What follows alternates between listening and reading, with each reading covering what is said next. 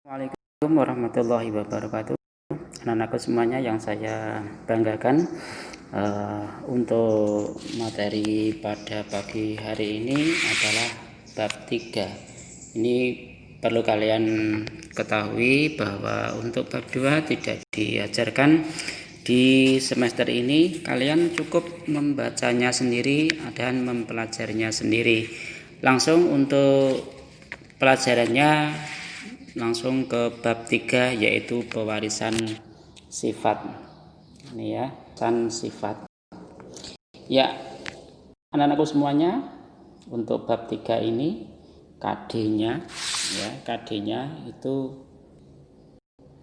menerangkan konsep pewarisan sifat dalam pemuliaan dan kelangsungan makhluk hidup. Untuk yang keterampilannya menyajikan hasil penelusuran informasi dari berbagai sumber terkait tentang tanaman dan hewan hasil pemuliaan. Baiknya langsung kita ke materinya. Kita awali dengan A, pewarisan sifat. Ini untuk yang bagian pertama adalah genotip dan fenotip. Apa itu genotip? Apa itu fenotip? Ya. Kalian buka halaman 38 sebelumnya. Maaf tadi belum saya informasikan. Untuk pertemuan pada pagi hari ini kita membahas cukup di halaman 38 dan 39. A, konsep pewarisan sifat. Yang pertama adalah genotip dan fenotip. Ya, dalam pewarisan sifat atau persilangan terdapat prinsip yaitu sebagai berikut. Yang A, gen yang berperan dalam pengaturan dan penentuan sifat diberi semacam simbol-simbol yang berupa huruf, ya, yang berupa huruf. Kemudian yang B, gen yang bersifat dominan dinyatakan dengan huruf kapital, ya. Yang dominan itu kapital. Kemudian gen yang bersifat resesif dinyatakan dengan huruf kecil. Nah, kalian tentunya akan bertanya-tanya apakah itu gen, ya. Genotip tadi yang saya jelaskan tadi, yang saya sebut tadi, apa itu fenotip. Genotip adalah susunan gen yang menentukan sifat-sifat suatu individu. Genotip menyebabkan munculnya sifat-sifat pada fenotip. Ya, ini adalah pengertian dari genotip. Biasanya untuk genotip ini disimbolkan hanya berupa huruf. Ini ya yang kita bahas tadi, yang saya sampaikan tadi, yaitu gen itu ya. Genotip itu disimbolkan hanya berupa simbol huruf. Katakanlah misalnya besar M kecil, ya, M besar M kecil. Nah, itu adalah simbol, ya, ya. Ini adalah genotip. Kemudian yang berikutnya pengertian dari fenotip. Fenotip adalah sifat-sifat yang tampak pada suatu individu.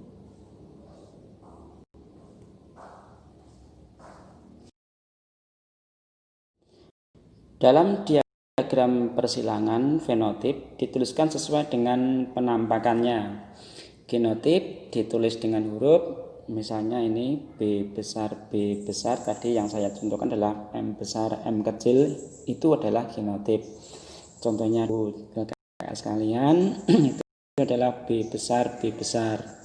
Itu adalah genotip. Untuk fenotip bulat, ya, B besar itu adalah bulat. Sedangkan B kecil adalah genotip untuk fenotip keriput, gitu ya. Jadi B besar itu untuk bulat, ya, bulat, ya. Kemudian yang B kecil itu adalah untuk yang keriput, ya. Saya tulis keriput itu, ya. Ya, seperti ini, ya. Itu adalah penjelasan contoh dari genotip dan fenotip.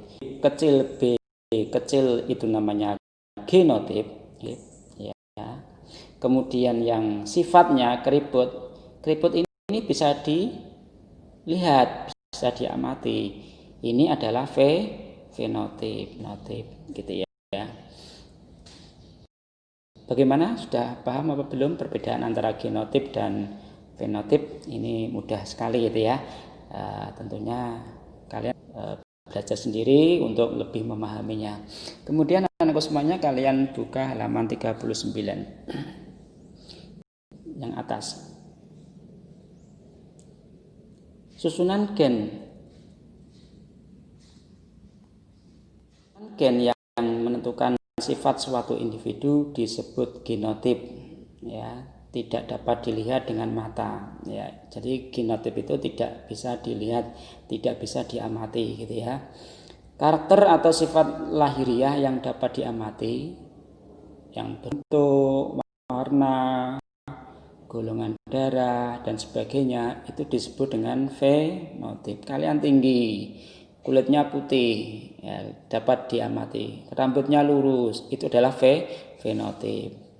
Fenotip ditentukan oleh gen dan lingkungan. Fenotip tidak diberi simbol tetapi ditulis sesuai dengan penampakannya.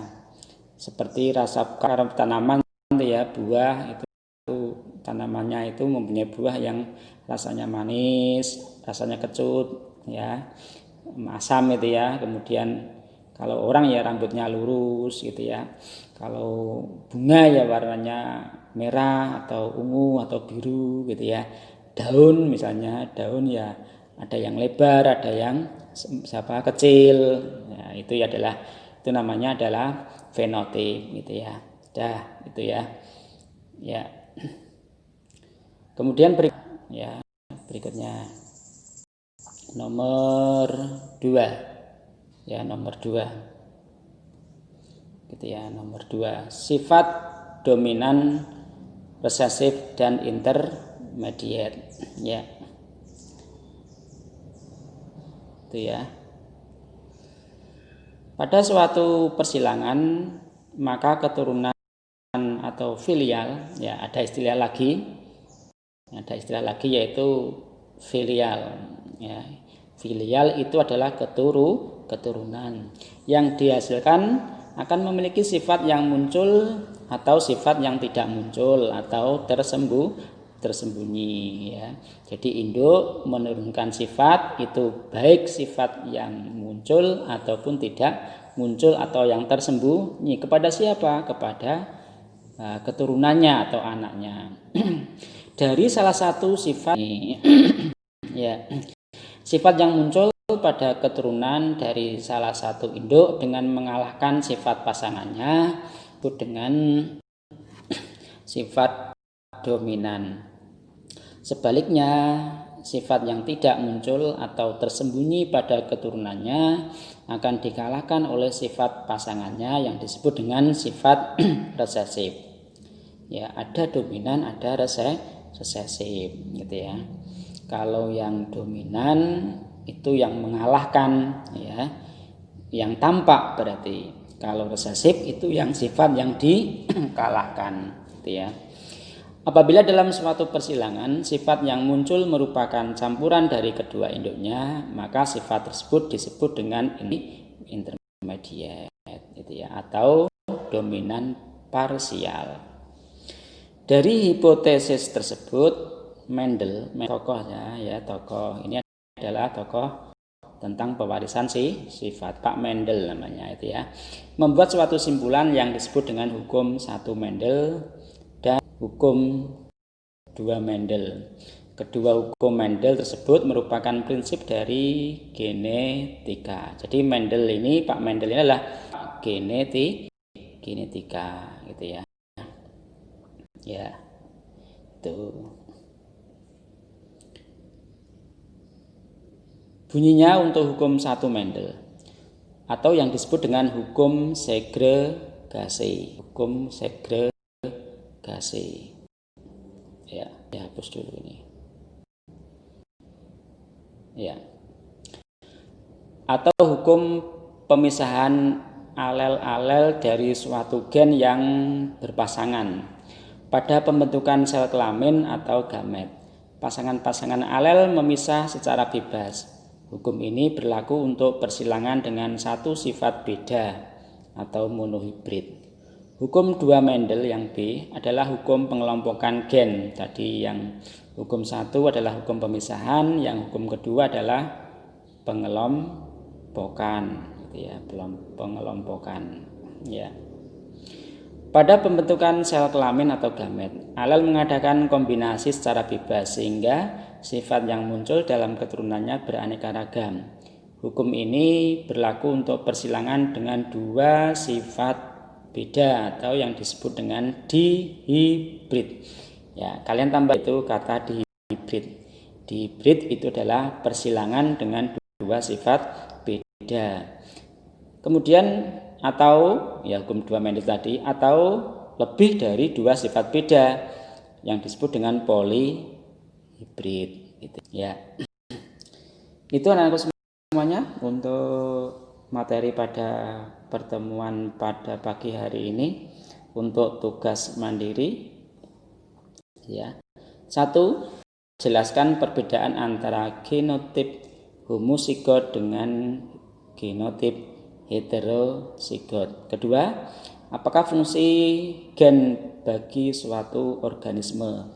Yang ketiga, apa yang dimaksud dengan kromosom haploid dan diploid? Yang keempat, berapa jumlah kromosom manusia, kucing, dan kacang RCS? Yang kelima, apa yang dimaksud dengan sifat dominan, resesif, dan intermediat? Baik anak-anakku semuanya, tugas mandiri ini kalian kerjakan sendiri. Kalau tidak ada di buku LKS bisa kalian googling, kalian cari di internet. Cukup sekian pertemuan pada pagi hari ini. Assalamualaikum warahmatullahi wabarakatuh.